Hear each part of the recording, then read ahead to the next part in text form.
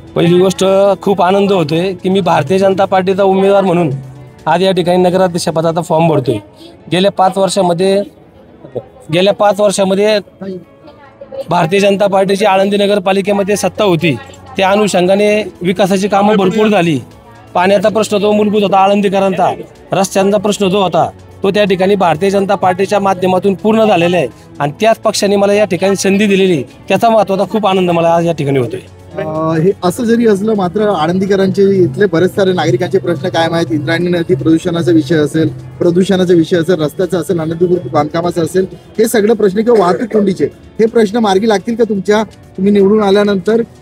वाहतूक कोंडीचा प्रश्न डोळ्यासमोर ठेवून आज या ठिकाणी कोणत्याही प्रकारचं शक्ती प्रदर्शन न करता, कोणत्याही प्रकारच्या गाड्या न वापरता, आणि ही भूमी वारकऱ्यांची आहे, संतांची आहे आणि आपल्या जगातलं एक शक्ती केंद्र आहे माऊलींची ही नगरी। त्याच्यामुळं वारकऱ्यांना सोबत घेऊन या ठिकाणी आज फॉर्म भरतोय।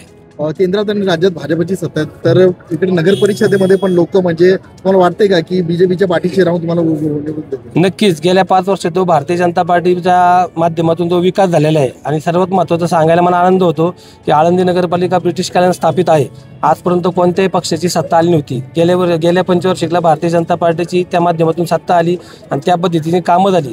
नक्कीच पूर्ण भारतीय जनता पार्टीच्या सर्व उमेदवारांना 100% लोक निवडून देतील याची मला ग्वाही आहे। शेवटचा प्रश्न आहे तुमचा जो हे होणार आहे, निवडणूक होणार आहे, म्हणजे महायुतीतल्याच घटक पक्षाची तुमचा मेन सामना होणार आहे, कसं पाहता तुम्ही? माझ्या पक्षावरती पूर्ण विश्वास आहे आणि महायुतीवरती पण पूर्ण विश्वास आहे। महेश दादा असतील, प्रदीप दादा असतील, आमच्या शहराध्यक्ष असतील आणि आमचे सर्व माझे नगराध्यक्ष बबनराव कुराडे, संजू दादा गुंडरे आहेत, सर्व आमचे जे भारतीय जनता पार्टीचे घटक आहेत आणि आमच्या युतीचे जे घटक आहेत, त्या अशी परिस्थिती येऊन देणार नाही की आळंदीकरांच्या सर्व मतदारांना काहीतरी द्विधा मनस्थिती पडेल, असं होऊन देणार नाही।